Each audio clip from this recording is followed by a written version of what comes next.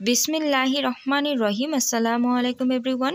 আজকে আমি খুবই সহজ এবং মজাদার ইউনিক একটি পিঠার রেসিপি শেয়ার করব। এই পিঠাটা তৈরি করা খুবই সহজ আর খেতে কিন্তু মাশাআল্লাহ অনেক বেশি টেস্টি। এই পিঠাটা অসংখ্য ছিদ্রযুক্ত আর অনেক বেশি ক্রিস্পি হয়ে থাকে, যার জন্য খেতে কিন্তু অনেক বেশি টেস্টি। তো আপনারা একবার হলো বাসায় ট্রাই করবেন, আশা করি ভালো লাগবে। আমার চ্যানেলে আরও বিভিন্ন রেসিপি দেওয়া আছে, চাইলে ঘুরে আসতে পারেন। তো আর কথা না বাড়িয়ে চলে যাচ্ছি মূল রেসিপিতে। পিঠা তৈরি করার জন্য প্রথমেই নিয়ে নিচ্ছি 1 কাপ পরিমাণে ময়দা। এরপর এখানে দিয়ে দিব হাফ টেবিল স্পুন পরিমাণে ইস্ট, দিয়ে দিব পরিমাণ মতো লবণ। এখানে অবশ্যই ময়দাটা ব্যবহার করতে হবে। এখন এর মধ্যে দিয়ে দিব 1/3 কাপ পরিমাণে লিকুইড গুড়। আমি গুড়টাকে জাল করে এরপর হালকা একটু ঠান্ডা করে নিয়েছি। এতে করে কিন্তু গুড়টা খুব সুন্দরভাবে ব্যাটারের সাথে মিক্স করা যাবে। এখন অল্প অল্প কুসুম গরম পানি অ্যাড করে খুব সুন্দর একটা ব্যাটার তৈরি করে নিচ্ছি। এই ব্যাটারটা অবশ্যই কিন্তু কুসুম গরম পানি দিয়ে তৈরি করে নিতে হবে। একটু সময় নিয়ে এটাকে একটু ফেটিয়ে নিতে হবে। এতে করে এই ব্যাটারের মধ্যে কিন্তু একটা ফোমি ফোমি টেক্সচার চলে আসবে। এখন এই ব্যাটারের মধ্যে দিয়ে দিব 2 টেবিল চামচ পরিমাণে ফ্রেশ নারকেল।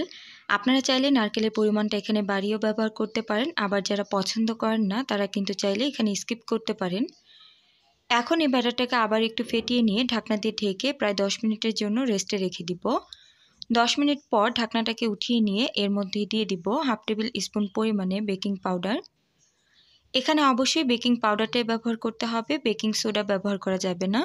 এরপর এটাকে আবারও একটু সময় ফেটিয়ে নিচ্ছি। এই ব্যাটারটা একটু ঘন হয়ে গিয়েছে, এর জন্য আবারও 2 টেবিল চামচ পরিমাণে কুসুম গরম পানি দিয়ে এটাকে আবারও একটু সময় ফেটিয়ে নিচ্ছি। এই ব্যাটারটা খুব বেশি ঘন করে তৈরি করা যাবে না, এটা কিন্তু অনেকটা পাতলা করে তৈরি করে নিতে হবে। আমি আপনাদেরকে কাছ থেকে দেখিয়ে দিচ্ছি, আশা করি বুঝতে পেরেছেন এটা কতটা পাতলা করে তৈরি করেছি। ব্যাটারটাকে যদি পারফেক্টভাবে তৈরি করা যায় তাহলে কিন্তু প্রত্যেকটা পিঠাই অনেক সুন্দর হবে। এখন পিঠা তৈরি করব, এর জন্য চুলার উপর একটি পাইপেন দিয়ে পাইপেনটাকে খুব ভালোভাবে একটু গরম করে নিয়েছি। এরপর হালকা করে তেল ব্রাশ করে দিয়ে পরিমাণ মতো ব্যাটার দিয়ে দিচ্ছি। এই ব্যাটারটা দেওয়ার পর কোনোভাবেই কিন্তু ছড়িয়ে দেওয়ার প্রয়োজন হবে না। ব্যাটারটা দিয়ে কিছু সময় অপেক্ষা করলে দেখা যাবে আস্তে আস্তে পিঠাটা কিন্তু অসংখ্য ছিদ্রযুক্ত হয়ে যাবে।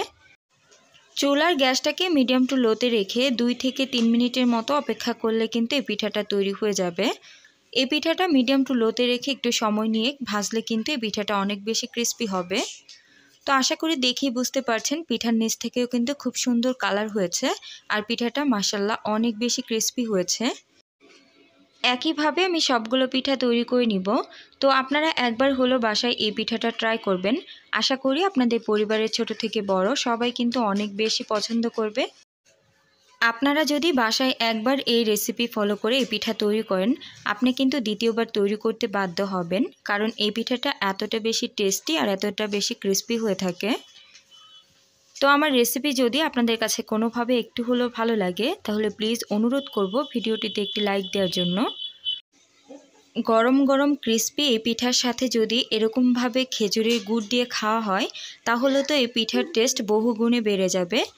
আপনারা একবার হলো এভাবে ট্রাই করবেন, আশা করি বাসায় যদি আপনি একবার ট্রাই করেন আপনি কিন্তু এই পিঠার পুরোই ফ্যান হয়ে যাবেন।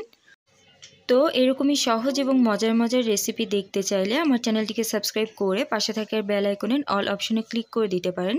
তো আজকে এই পর্যায়ে বিদায় নিচ্ছি। আল্লাহ হাফিজ। আসসালামু আলাইকুম।